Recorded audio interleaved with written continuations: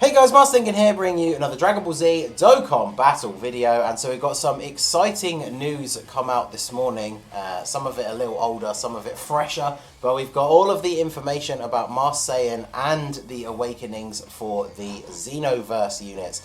Very, very exciting, so we're going to go through that now. Shout out to Goresh for the translations for Masked Saiyan. So his leader skill goes up to all types, Ki plus 3, HP, attack and defense 80%. Not a bad increase considering it was 50%. I did mention this in one of the videos that we made, that I did think, honestly, if they gave him anything that was less than 100, you're probably not going to ever use him as a leader, because we literally have like free-to-play cards that have all types 100% or more. So leader skills probably not that important, but he's a big buff for extreme tech, which I think is what a lot of people are looking for. So not really going to be using him as a leader, but his passive skill. So straight away they did exactly what we would have expected, got rid of the flat boost numbers, and he now has attack and defense 100%, which, bearing in mind the fact that he's going to be a level 140 unit with EZA stats, is very, very good.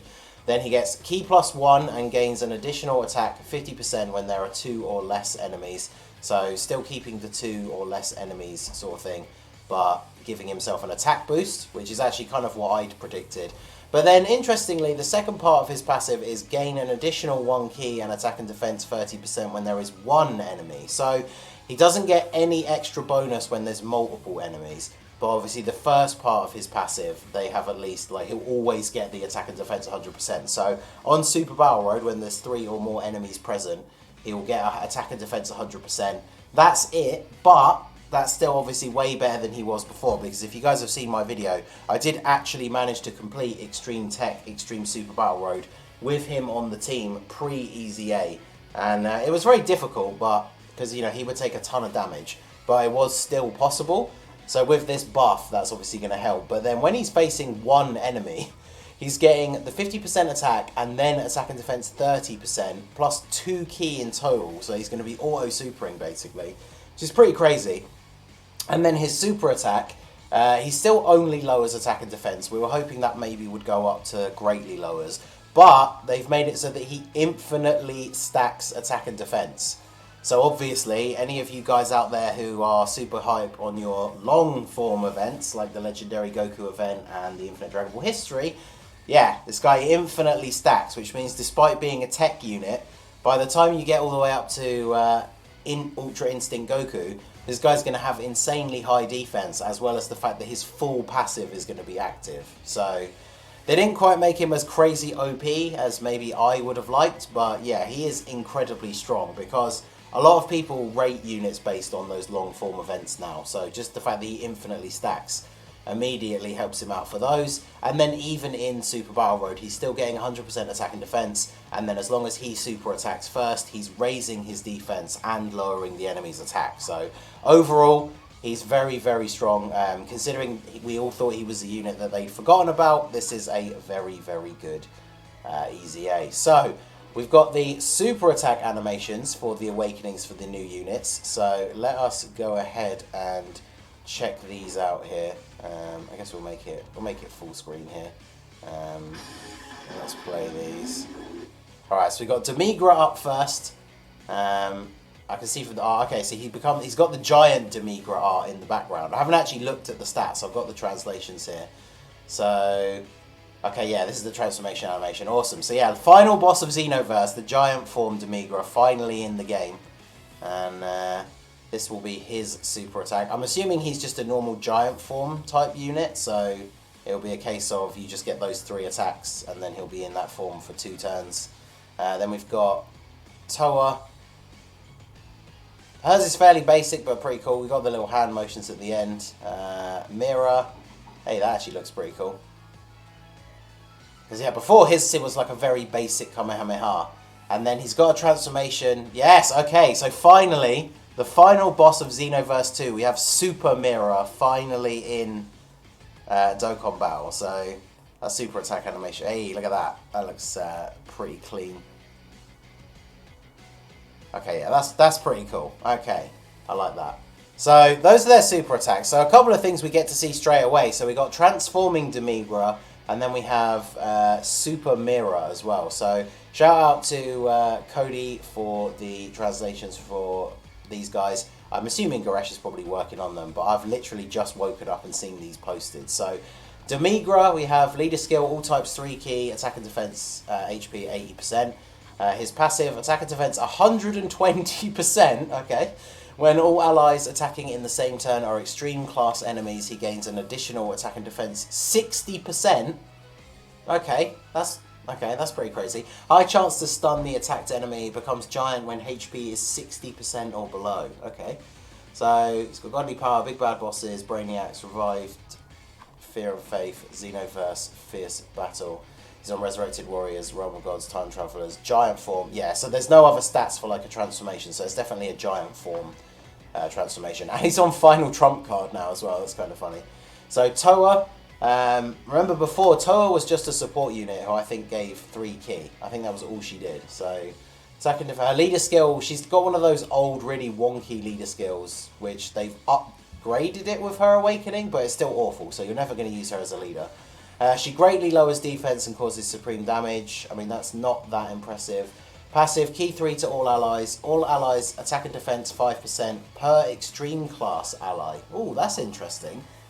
That's a new type for support. I don't think we've ever had a support ability based like that before. So I'm assuming that means on the team and not on the rotation, because then it would only ever be 15%. But yeah, full extreme team, which I feel like is the main place you're going to run her. That's going to be what, 35% if it includes all members, including her. So that's pretty good. Attack and defense 100% when all allies attacking in the same turn are extreme. So yeah, you definitely want to be running her on an all extreme class team, because otherwise she's not getting that attack and defense buff. And she is on Peppy Gals, Time Travelers and Battle of Wits.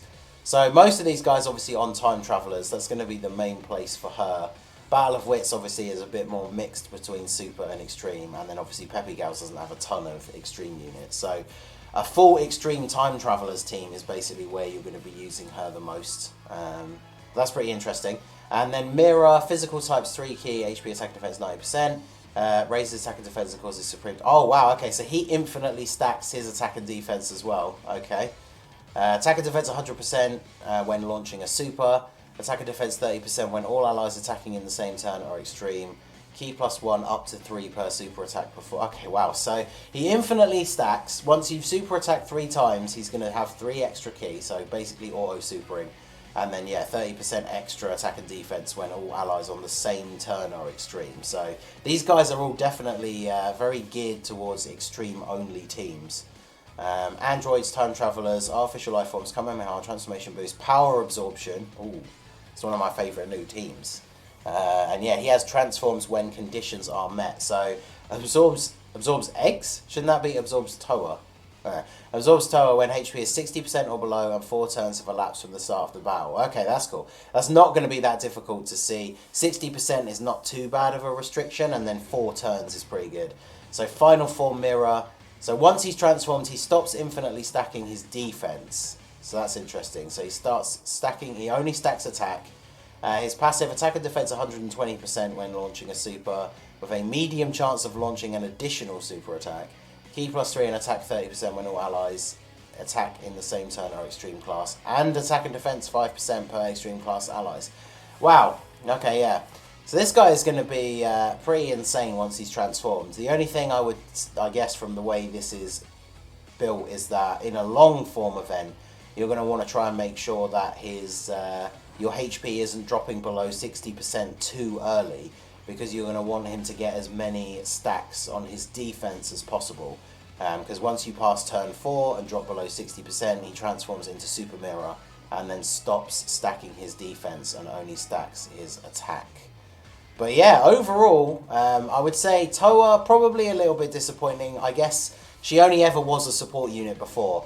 I feel like this is the biggest part of the problem for her passive though, is with the categories that she's on, you're probably only going to get her attack and defense 100% when you're using Time Travelers, full extreme team. If you run her on a Battle of Wits team, you pretty much have to run her on main rotation and have your support units be... Well, actually, I guess you can run her in the third slot as a support unit as long as one of your main rotations is double extreme units, because then when she floats into that turn, she will get that buff. But then if your other rotation is double super units, then she won't get that buff. And if all the attacks are in the third slot on that turn, that'll be a little bit of a dangerous one. But MIRA, his upgrade seems really good, and Super MIRA is obviously going to be incredibly powerful, especially with a full extreme team. And then DEMIGRA, I mean, damn, like, he reminds me of a unit that's kind of like Cumber, where obviously has the giant form, but not in his giant form. He's insanely good. So it's almost like you don't really want him to transform, because yeah, that is pretty crazy. On a full extreme rotation, he's got basically 180% attack and defense with a high chance to stun. So this guy immediately becomes insanely good in Extreme Super Battle Road. So yeah, very, very cool. Nice to see these long forgotten units finally getting some love. Obviously MIRA and TOWA going back into the general pool on JP. I know we talked about this on the podcast. There's a few of us that have been playing for a while that don't even have like dupes in these guys. So yeah, definitely these awakenings definitely make it kind of tempting to summon on that support banner. But remember, of course, the full big hero stuff is going to come very soon. But yeah, these guys very, very tempting. If you're lucky enough to actually have gotten these guys with some dupes way back before they were removed, you are definitely going to be excited about this this upgrade. So let me know what you guys think down below. This is obviously super hype for me. I've always been a fan of the Xenoverse games, so it's cool to see the transformation for DEMIGRA and Super MIRA finally in the game. And obviously Masked Saiyan's EZA is pretty beastly. So I'm going to be very much looking forward to that when it comes to Global. So let me know what you guys think down below in the comments section. So that's going to be it for the video, guys. This has been the Masked again. Smash that like button, subscribe to the channel if you are new. There's a link to my Discord in the description. Feel free to check that out and join in the fun down there. And I will see you all again soon. Have a good one.